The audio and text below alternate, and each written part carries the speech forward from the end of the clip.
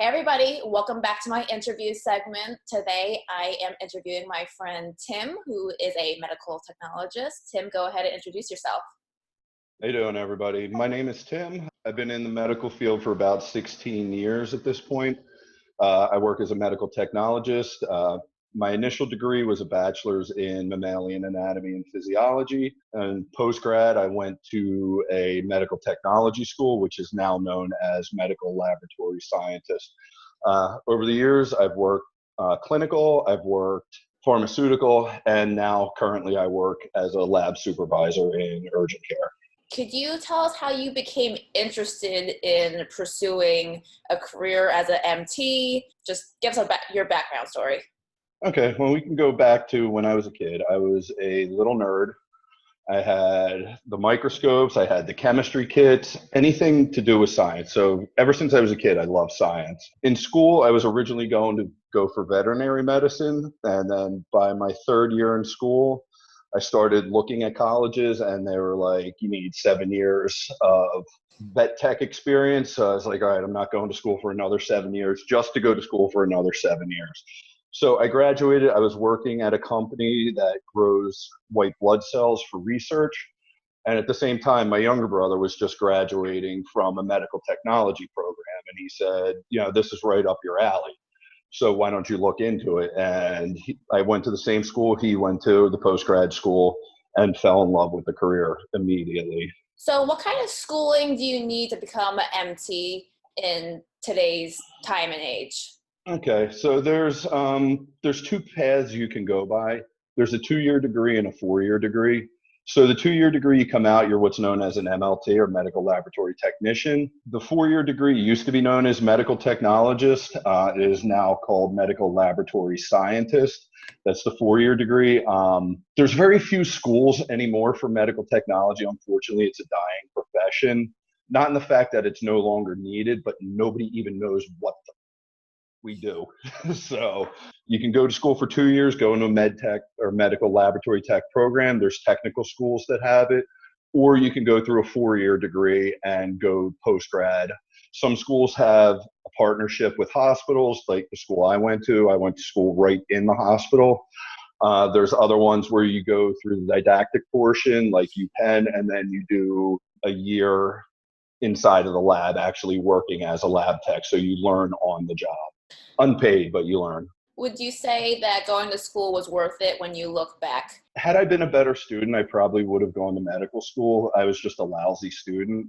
I never studied for tests. I just was able to retain all the knowledge. But looking back, I love what I do. I love the career. Yeah, it was worth the money. The undergrad was the expensive part. The med tech school cost me like $3,000. Oh, wow. So, Is that like around the same cost that you would see today for an MT school, or? Depending on the way you go. Yeah. I went to a school in New Jersey that was associated with a hospital. So their program was like $3,000 or $5,000. It might have gone up since then. You're talking 16 years ago that I graduated. It's probably like $10,000 now. Yeah. So, yeah, I'm not up on the current pricing because the school, it's the last program basically left in New Jersey. There's like maybe one other, I think Cooper Hospital might have it, but I've heard rumors that that's even gone. With the schools that have it, it's just the cost of an undergrad, depending on the school. Can you tell us what your day-to-day responsibilities look like in your job right now? If you want to share some details about some past responsibilities that you've had in other workplaces, that's cool too. Okay.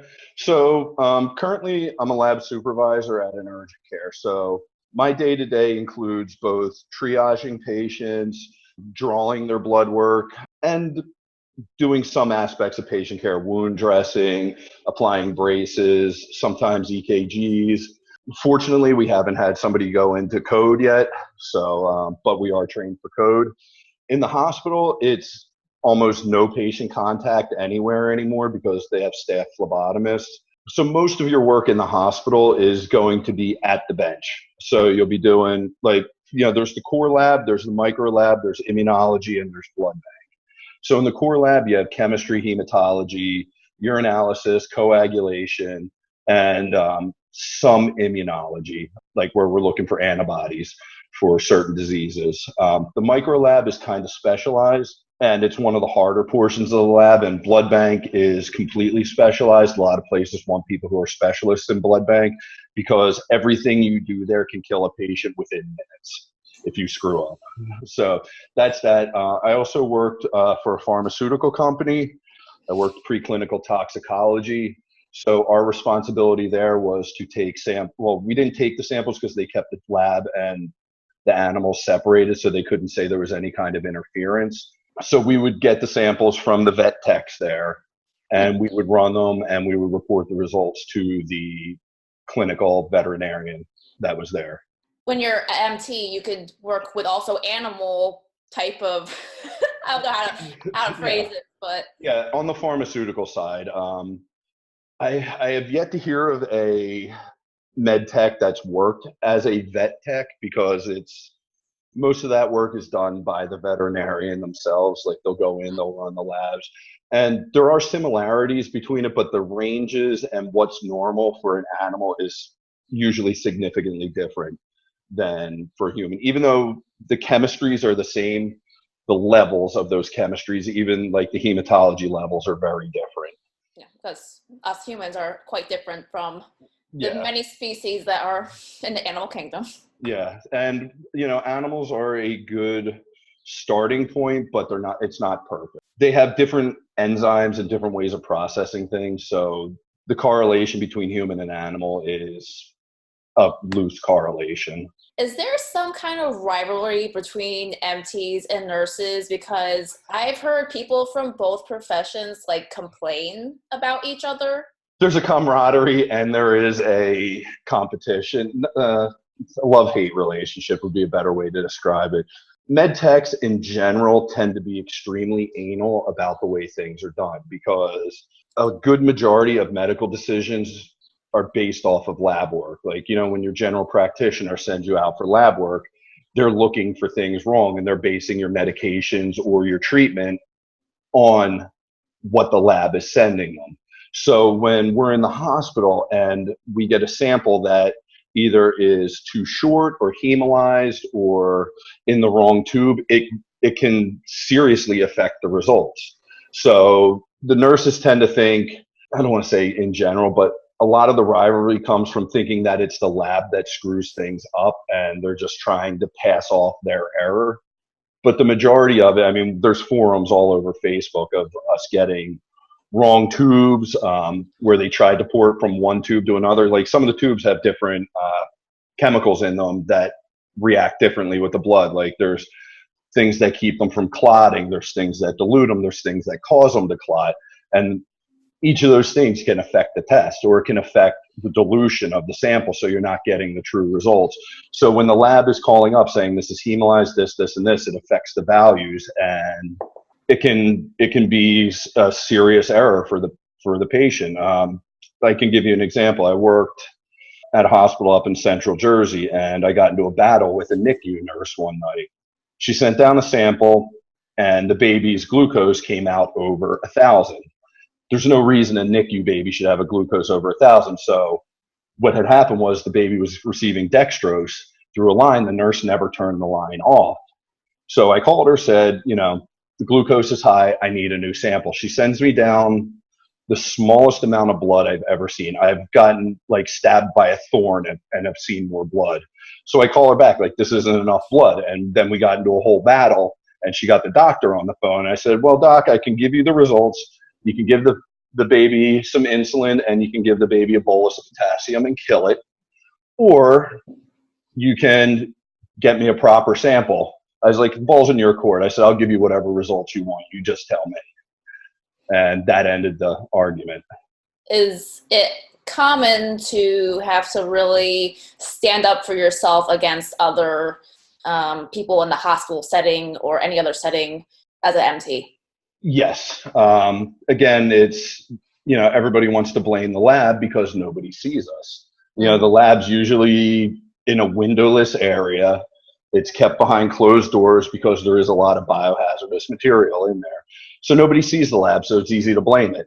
So when we get the calls from the doctors, the nurses about things being delayed, screwed up, blah, blah, blah, there's a lot of defense about it. It's like, look, first of all, your patient's not the only patient here. Second of all, the sample's wrong. We need a new sample.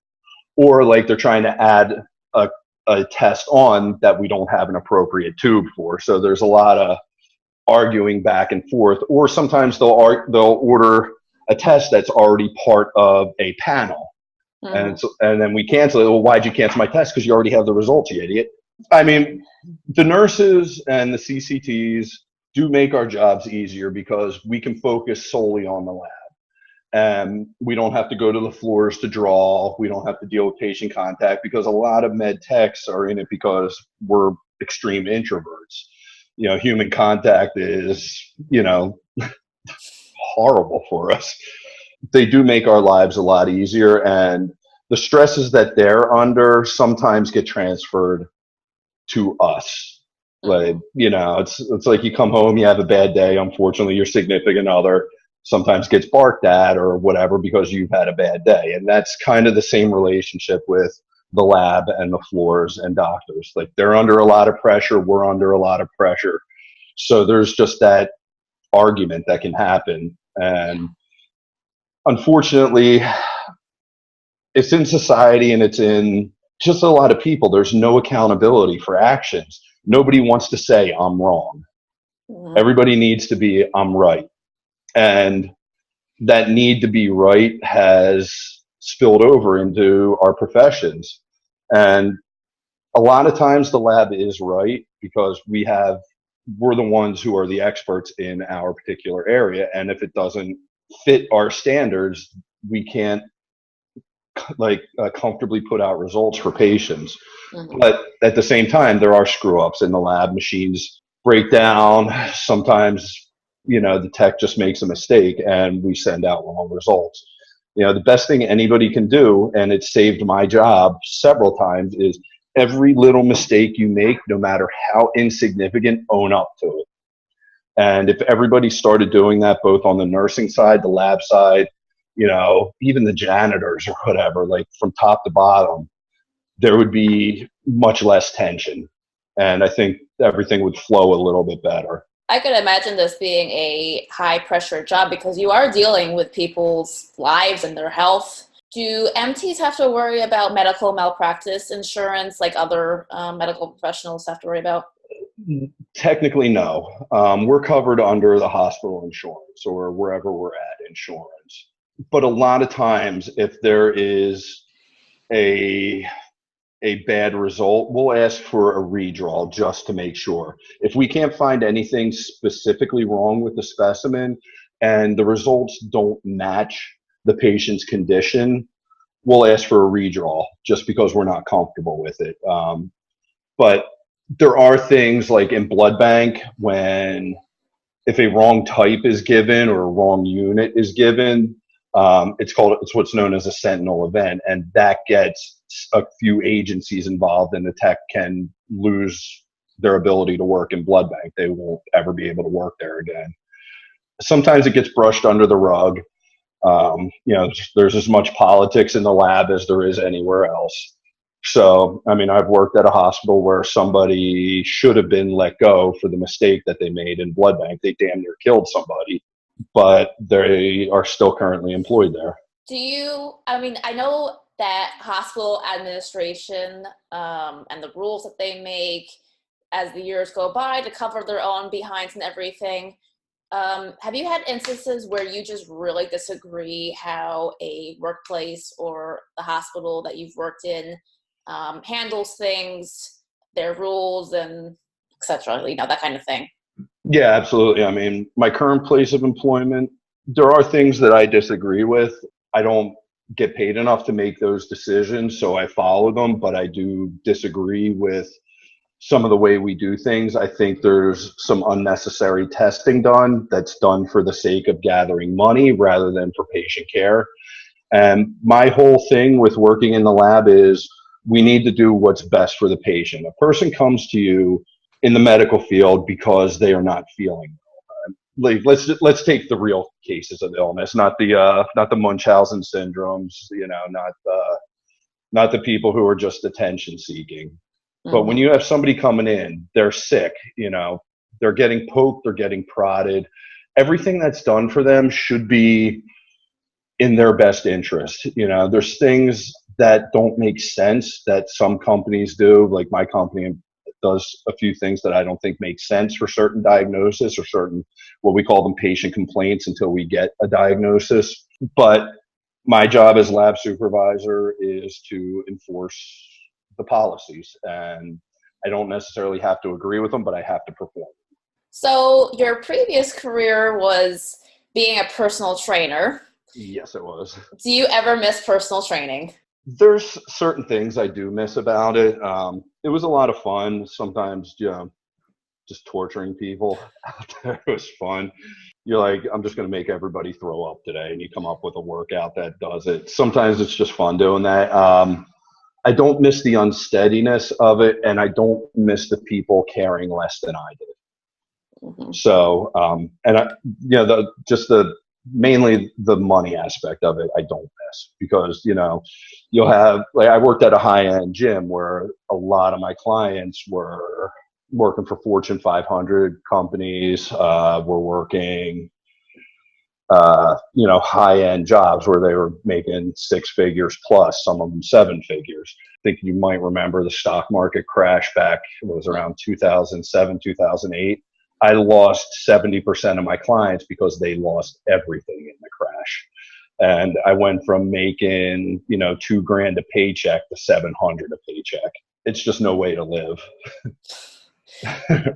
Would you say that becoming an MT was a good transition and a second career from personal training? Well, I started off as an MT out of school. I was 1 year out of school. I had my training certificate, but I only did it on the side. And about, I guess, 5 or 6 years in, I got frustrated with the field because of the politics, the backstabbing. The lab is worse than a high school locker room for a lot of things, and I just couldn't take it anymore.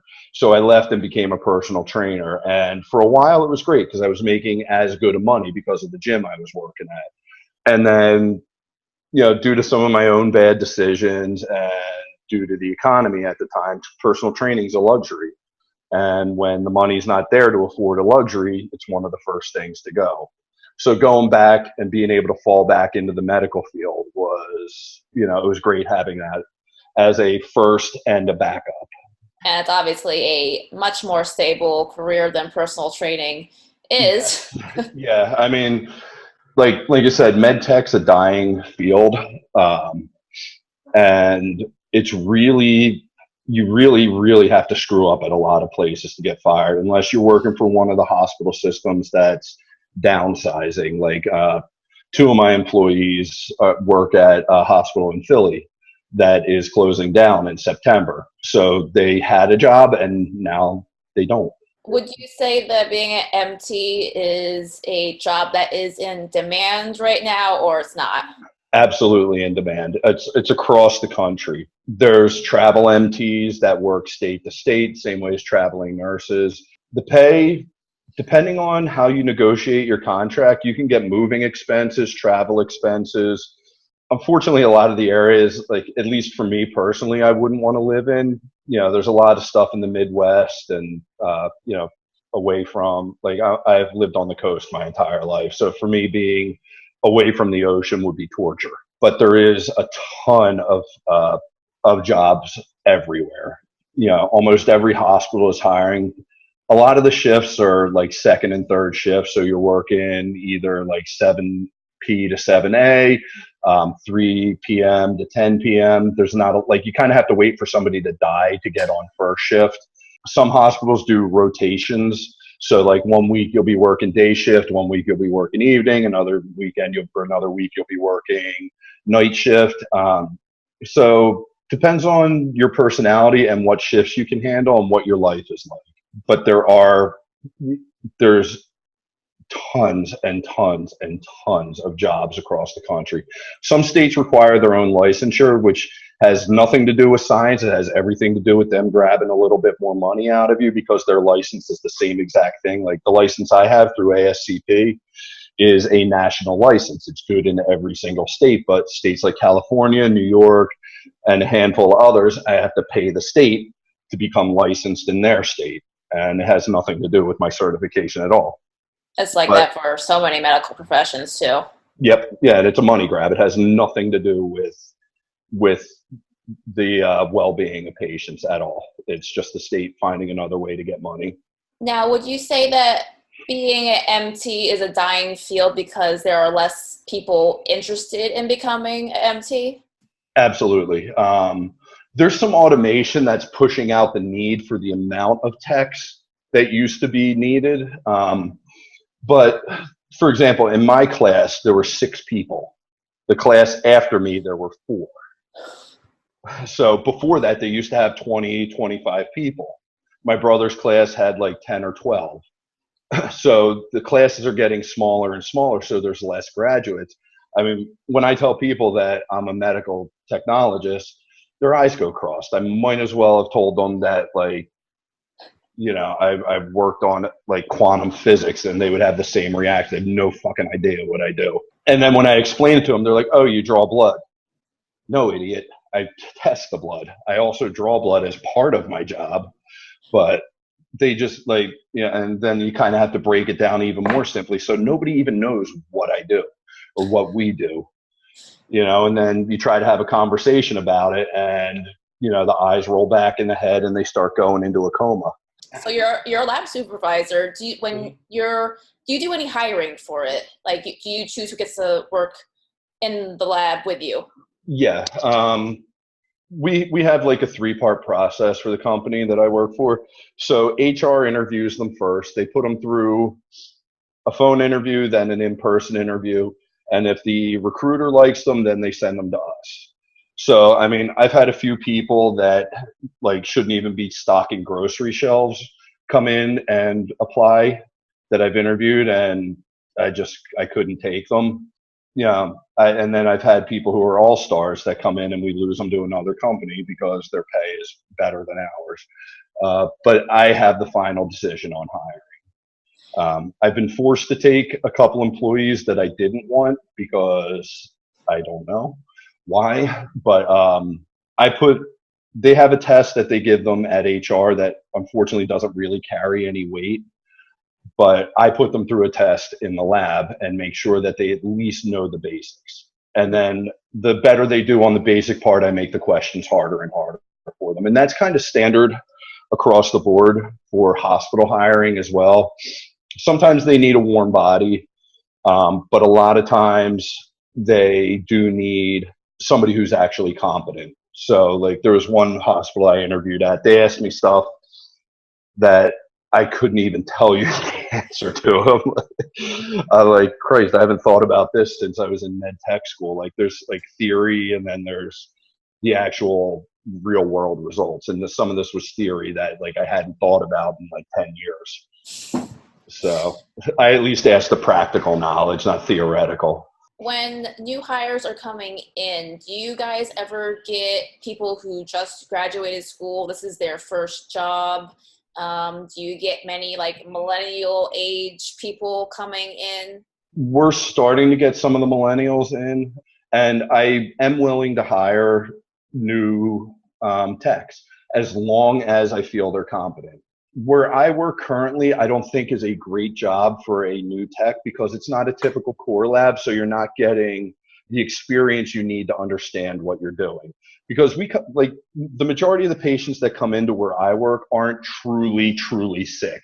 We get a handful here and there that are like, you know, we need to send them right to the hospital, but they're not getting the experience that you would get working at a hospital. But I don't mind hiring new techs because they haven't had a chance to form bad habits yet. So I can shape them into the tech they should be. And that's my job as a supervisor. My job isn't to micromanage. My job is to train a replacement. And, you know, my techs, I keep them all up to date. I will work with them, make sure that they're doing their jobs properly, that they're following procedure, that they understand what they're doing. And with new techs, I get to do that right from the start. They don't have their own ideas yet. And so that's why I don't mind hiring them. Would you recommend this career to like a nephew of yours or like your friends' kids who are trying to figure out what they want to do with their life?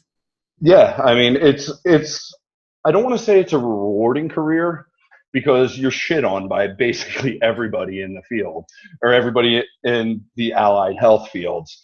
There's not a lot of respect for techs. We're basically just lab rats to people. But if you love science, if you love particularly biomedical science, there's nothing better than it because you get to see the processes of life. You get to see birth, you get to see death, you get to watch. I mean, it sounds kind of morbid, but you get like, I mean, I've watched people die through their blood work. You know, like you watch the process of death. You also watch the process of healing. You're the first person with people with leukemia that finds their disease. You know, you're the person that can save their life because you're the one who saw it.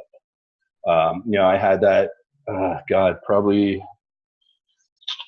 sometime in the early 2000s. We had a 23-year-old female come into the ER with a fever, and it turns out she had acute leukemia, undiagnosed, and I was the one who caught it.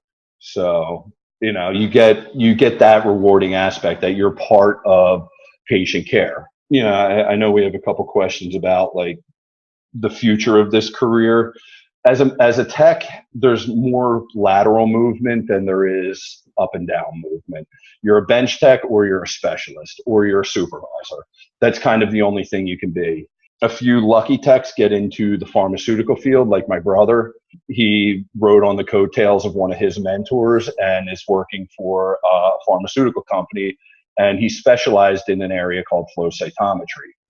And he's the only one at that company that does it. And he achieved a level of, like, in the pharmaceutical field, they have different levels of your pay. So like you start off as like an associate scientist or whatever. So he made the level of a scientist one, which is PhD and over only, and he only has a bachelor's because of his specialty. So he's making well into the six figures. And his company developed a treatment for B-cell leukemia that got FDA approved. And it's a last resort treatment because of the nature of the treatment, but it has an 80% cure rate. And when that got approved by the FDA, he got his salary as a bonus. If you can get into that side of it, the pay is a lot better in the private sector. But it's really, really hard to get into pharmaceutical. It's like those unicorn, really rare opportunities. Yep. Where you could see six figures from studying. Yep. And everything you know. Better ass kisser. My brother, yeah, he's smart as hell, but he was definitely a far better ass kisser than I was. And had I not been young, arrogant, and a prick, I probably could have gotten through that too. But I tend to be a little belligerent, so it halted my career a little bit. Would you be okay disclosing a salary range that you make as a lab supervisor and like what kind of benefits you receive? Yeah, I mean, techs, depending on where you work, can make anywhere from like the low 30s up into the 70s and 80s. It's commensurate with experience. If you're a specialist, yeah, those are more or less the qualifications. So I make about mid-range of what a tech makes. I've made more as a bench tech, but here I make my own schedule and I work a mile from my job. It's going to be kind of like, it's really hard to beat that level of convenience. But like the only way that I would do any kind of change of that is if I could find a job where I only work Monday to Friday and no weekends, no holidays, and only work day shift, and made like 20,000, 30,000 more than what I make. Like, I love where I'm at because it's convenient. Like I work 3 days a week most of the time. I work 2 14-hour days and 1 7-hour day, and that's my week, and I'm off for the rest of the week. So I really can't beat that convenience. But as far as salary goes for people, Working at a larger hospital, you can make, starting range around 27, 28 an hour to high end range up to about 40, 45 an hour. And like I said, I'm right in the middle of that. Can MTs ever expect to make bonuses depending on the environment they work in? No. No. No. No, I don't want to say no. Like my brother got a bonus because the medication that they were working on got FDA approved. My company, we get what's called a return visit bonus. So my company prides itself on its customer service. Like we're one of the highest ranked urgent cares in the country as far as customer service goes. So when we have patients return, the company creates this fund called the Returning Patient Fund. And depending on how many hours you work and what percentage of your patients return, you get a bonus. Now, granted, mine just about fills my tank of gas in my car, but some of the places they get like $300-400 a year bonuses, the busier centers. Mm. So we're one of the slower centers, but we're also one of the newer centers. So our bonus tends to be a little smaller. But overall, when I worked at the hospital, there was no bonus. The pharmaceutical company that I worked for, there was no bonus. But I was on the preclinical side. I'm not sure what the clinical side would actually get. What would you say are the perks of your job, and what are the hardest parts of your job? So the perks. In general, as a med tech, you're kind of out of the public eye. I mean, again, being an introvert, you don't want to deal with patients, you don't want to deal with families. So like you're kind of just away from all that. The lab, for as much as it's as bad as a high school locker room, there's a lot of decent people that work there, and you have people who have all the common interests. So you're working around people who enjoy it as much as you do. For me, I'm a knowledge junkie. So the med field is constantly learning. So you always have that opportunity to learn, and then depending on where you work, who you work for, your hours, your pay, most of the places you get a decent paid time off bank. So, like when I worked at the hospital, I ended up having like 300 something hours of paid time off because it accrued so rapidly. So you do get that. In the healthcare field, you tend to get a little bit better of healthcare than you would in the, working other fields. Unfortunately, with the ACA, it's royally fucked up healthcare for everybody who, contributes to the system. When I worked at one hospital, I paid nothing. I paid $170 a month for my healthcare, and everything else was covered. Yeah, unfortunately now my healthcare is 80/20 with a $2,500 deductible. But it's still better than a lot of people's healthcare where they have like a $5,000-6,000 deductible per person, or they're paying $300 something a month per person. So you get those benefits. What was the second half of the question? What are the hardest parts of your job? Depends on your emotional connection to it. Sometimes you watch, again, like I said, you watch people die through their blood work. Seeing kids die, watching them, newborn with leukemia. I've carried miscarriages to the morgue. It can weigh on you emotionally. The other part that I would say is the backstabbing that goes on in the lab. Like, again, it's political, just like anywhere else. Mm-hmm.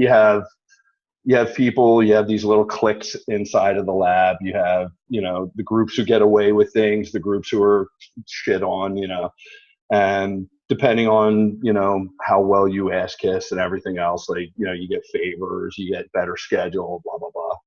So I would say, that was why I like working where I'm at, because I'm the only one in the lab at the time. Like my company, you only have one person in each station at the time. So I don't have to deal with any of that. But that would probably be the biggest negative, is the personalities.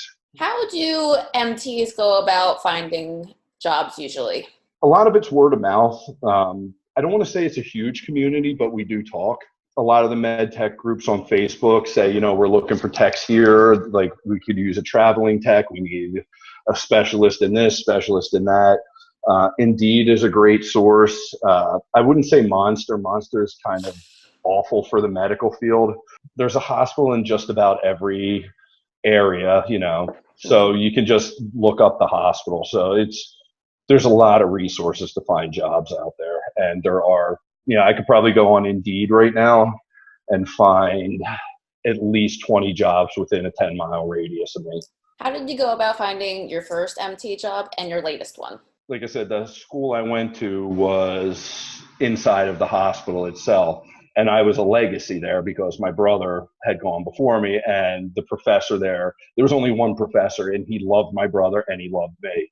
So when I was in school to help me pay for school, he got me a job working on the bench as a probationary. And so I was working there and working third shift and going to school. And then from there, a couple of people I graduated with went to a hospital that was about 30 miles away and said the pay is about $10 an hour better. So I used them as references and got in there. Current one, I had been out of the field for a little bit due to some personal issues, and I had been working as a trainer, and pretty much every company I worked for, I got stabbed in the back for. Like, I worked for a large corporation, and I took the one gym that I was in that was failing in personal training, tripled their revenue inside of 3 months, and then they eliminated my job. So they were making somewhere around $7,000 a month in personal training, and I had brought it up to a little over 35,000 within like a 3-month mark. So, actually about 5 times what they were bringing in. And then they said, well, it wasn't enough. We're going to cut your job. We're going to put you back on sales, and we're going to consolidate the gym. So now it's going to be one training manager for like 3 or 4 gyms. So I went from making a decent salary to making just above minimum wage, said this, and happened to find the company that I am at now on Indeed. And fortunately, my personal issues and my absence from the field for a few years didn't weigh in on the interview process. And I got the job. And then my supervisor did her best to get me out of there. And and she ended up leaving the job, and nobody else wanted the supervisor position, so I took it and turned the lab completely around. It was sort of just like tripping from one job to another and ending up higher and higher on the food chain. You do a good job on turning things around. Yeah, I mean, when you know how to manage people and you pay attention to the details, it's easy to turn things around. Like with personal training, like a lot of personal training managers tend to be selfish and want to make all the money.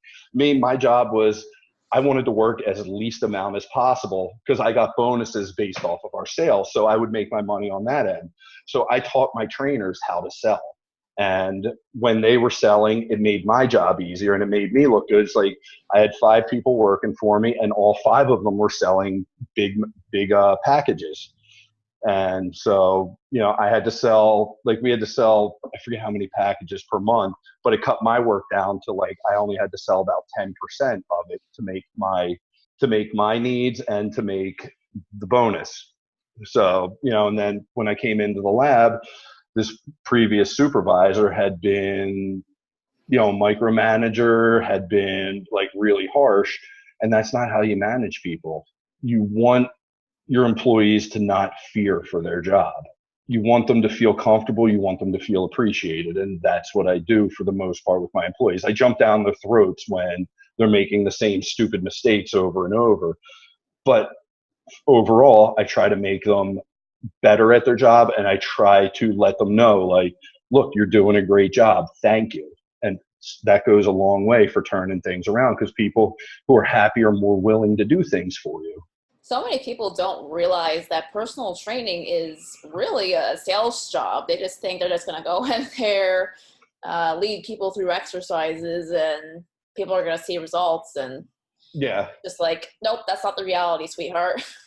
No, not by any means. I mean, personal training is 90% sales, and then then the 5% client retention, and then 5% training.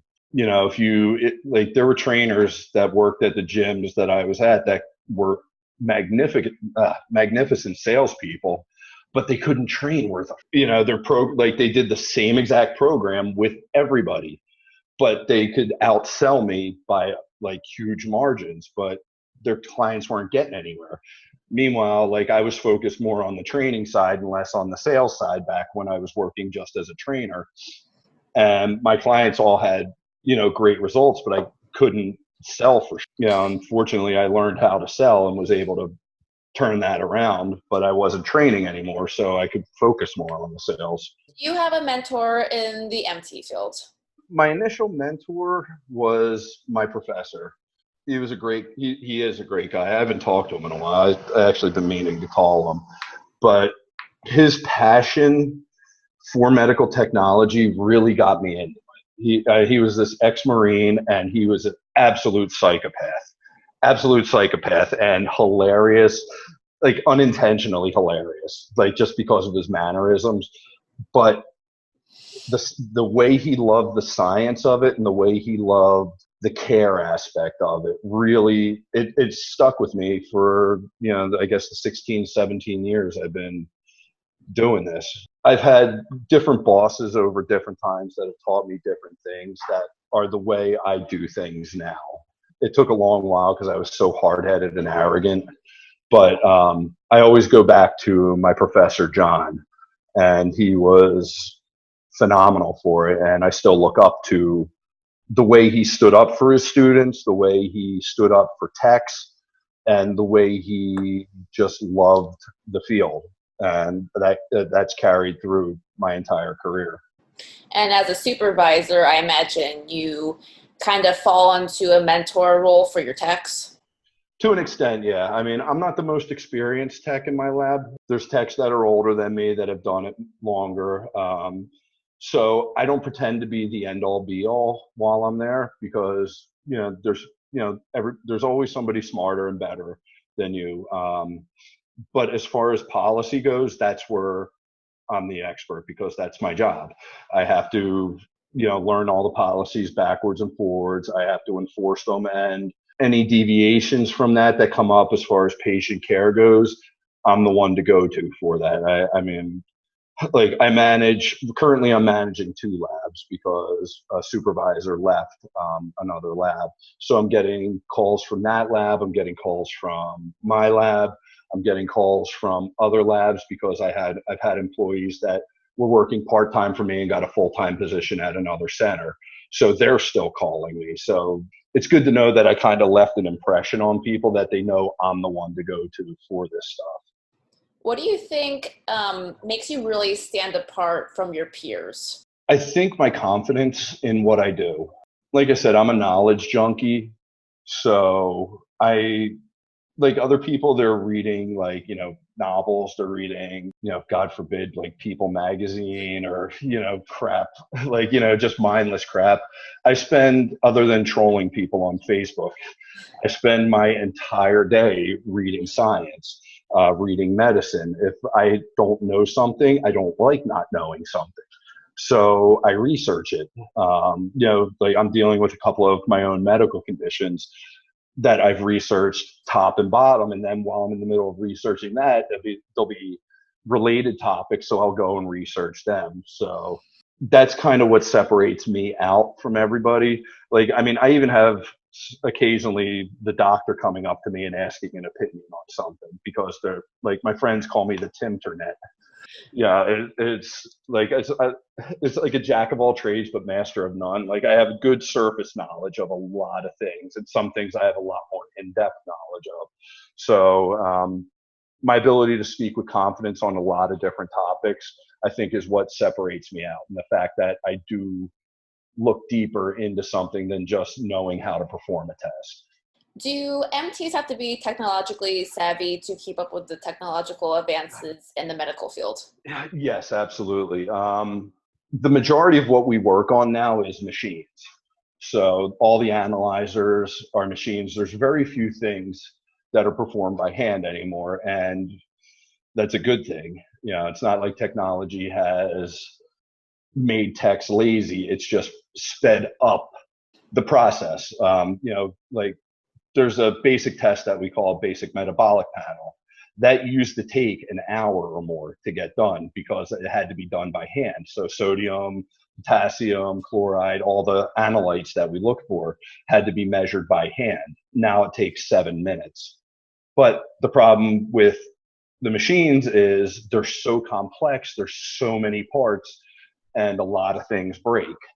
And that's half the discussions on the med tech forums is, I crashed this probe, this part of the machine broke, the water filter's leaking, this light went out. Like there's a lot of, you have to know how to fix your machine. So being technologically competent is definitely a plus the operating systems for them, plus the hospital information systems. So you have to know your way around computers. You don't necessarily have to be a programmer, but you have to know how to use a computer, and you do have to know how to fix machines because there's a lot of user serviceable parts that, keep you up and running so you don't have 500 patients waiting for results. I'd like to move into the realities versus expectations segment.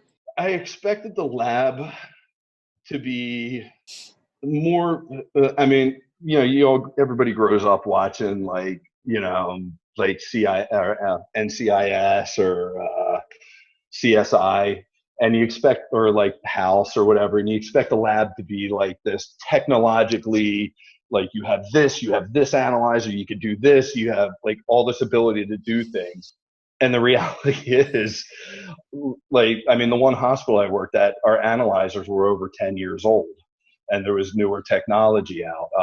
You expect that the hospital is going to want the best of the best for their machines, for their patient results, for the diagnostic stuff. And a lot of it just comes down to budget. They'll stick with something even though it's completely outdated. So you expect this technology to be so advanced, and in the meantime, you're working on something that is 2 or 3 generations old. That would be the biggest expectation versus reality. Coming in, I thought the hospital would be more of a team and less bickering. Excuse me. I expected in the lab it to be more of a team and less bickering. But, there was one lab I worked in, I almost witnessed a fist fight between 2 of the females that worked in the lab. They were cursing each other up and down. I got into it with one of my supervisors back in the day. I kicked in his office door and we got into a huge shouting match. I didn't expect that level of tension. I thought it was going to be a little more professional than what it is. In the company I work for, we still use a DOS-based system. So, we're like the last person on earth to still be using DOS. So, there's that expectation of the best for your patients, and the reality is it's working what is best for the budget, not necessarily best for the patient. What are some ways people can go about finding out for themselves if pursuing a career as an MT is right for them? One of the best things would be to, it's going to be kind of funny, is watch like Dr. Pimple Popper. Yeah, exactly. If you make that face, chances are the lab's not going to be for you. If you're squeamish about blood, if you're squeamish about urine, the way I always tell people is like, we work with things that go into and come out of the human body, whether they belong there or not. You're going to get something that is going to surprise you. I'm still surprised. I could tell a few stories, but go ahead if you want. I when at the one hospital I worked at, we get up this cup from the ER. It was pulled from a 15-year-old girl's vagina, and everybody's looking at it, and they're like, "What the hell is that?" And I'm looking. I'm like, "That's the rubber grip from one of the grip, like the pens that have the rubber grip on them." And they're like, "How did it get there?" I'm like, "How do you think it got there?" So, there's that, the inordinate amount of things that end up in people's head, and the surprising number of people that clean naked and fall on things. So that all gets to the lab because it all has to be cultured. Yeah, we had trophies. I was cleaning and fell on a trophy. It just happened to end up in my ass. Light bulbs, you name it, it's been in somebody's ass. So like, if you can deal with like basically the lowest of the low of human nature. If you can deal with knowing somebody's going to die, if you can deal with just like the grossest things you can imagine, you're going to get up parts of rotted limbs, you're going to get up miscarriages, you're going to get up vomitus, you're going to get up something called Jackson Pratt fluid, which comes out of the intestines, and it's one of the most vile smelling things you will ever smell. You're going to get urine that you'd be surprised that it was like Jello, like consistency. Like, you're going to work with all that. So if your mind and stomach can handle that, the smells, the sights, the knowing that this came out of somebody, I know I'm doing a great job of selling the field, but you got to have that gallows humor to be able to deal with it. So, but if you're also interested in biomedical science, if you're interested in being part of the diagnostic process, if you want to be that first line of defense that can save a person's life, if you don't like dealing with patients, it's a great medical field to be in. It's a stable field. Like I said, unless the hospital systems are struggling, like the one over in Philly that just announced their closure, you're pretty much guaranteed a job for life at these places. There's a lot of transferability. So, I could go to any state and work, even if I have to get their state license. You have all these options. You can go private. You can work, like, if you're sadistic or masochistic, I guess would be the word, you could go work for LabCorp or Quest because they're slave drivers. But again, it's a guaranteed job because these corporations are huge. Granted, they treat their employees like hell, but it's a guaranteed job. It's one of those fields where you will not be out of work for a long time. Like, even like when I've been let go from jobs, I have never been out of work for voluntarily for more than like 2 months. And the pay is decent. I mean, you're not going to buy a mansion on it, but like, I have a decent house. It's, it's not huge. It's not small. It's for 2 people and a shitload of cats. And a nice garden. And a nice garden. Yeah. So, it's a comfortable living. If you don't mind shift work, or if you get into a place that doesn't have shift work, you can also go work in specialty labs. Like, there's andrology labs where you can work with fertilization. So there's a lot of options inside of the field. And again, it's guaranteed. You're going to get a job basically right out of school, and you're going to have a job until you either die or retire. You really can't beat that level of stability, and it's not competitive. Like, they're not, it's not like they're trying to get like the new Wolf of Wall Street in there. They're not trying to get a Dr. House. They're trying to get somebody who can perform the job competently. You have stability, you have decent pay, and you have mobility because you can go anywhere. It's a great field. Would you have any specific tips or advice for people who are interested in this field? Learn everything you can about every disease imaginable and what you can expect associated with it, because you're going to need that level of knowledge. The machines do a lot of the work, but you still have to know what's right, what's wrong, what doesn't make sense. Have a thick skin because you're going to be dealing with unhappy people. Best advice I could give for that is read How to Win Friends and Influence People, because it's a good way of diffusing a lot of bad situations. Be flexible. You're never going to be the smartest one in the lab. You're never going to be the smartest one in the hospital. Know that the people that are there are trying to help you out, even if they seem like they're coming down on you. Not everybody has the best people skills. And just study. And don't make the mistake I did and just be a lazy student. I just didn't study. That's probably the best advice I can give you for it. And just be ready to work, because there's like overtime. I mean, I covered just for a personal example, like there's overtime available almost everywhere. I worked from January to March covering a second lab because their lab supervisor was out on medical leave. I worked 160 hours of overtime in that time. So granted, I wanted to commit suicide and walk off the job, By the end of it, because it was during flu season, I got inspected 3 different times by 3 different organizations because it was just our time of year, and I had the flu during it. So, but the overtime options are available too. So be ready to work. Yeah, like one of my employees, he works 3 jobs. He's 20 something, and he makes probably triple the amount of money I do. Wow. Just from working that. So, like, if you want to work, be ready to work. It definitely sounds like a great field, especially with low competition from not many people being in MT programs. Yeah, thank you so much for coming on today and Oh, no giving us problem. so much information and insight. I'm definitely going to tell my subscribers who are interested in science and medical related careers to, think about what's been talked about in this interview and to think if this is right for them. I hope you guys enjoyed the third interview here on my channel.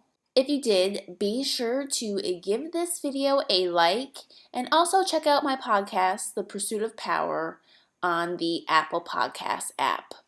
If you're not already subscribed to this channel, be sure to hit that subscribe button. If you have any comments or questions, be sure to leave them down below and either myself or Tim will get back to you. And until next time, I hope you have a great day and I'll see you around in another one of my videos. Bye!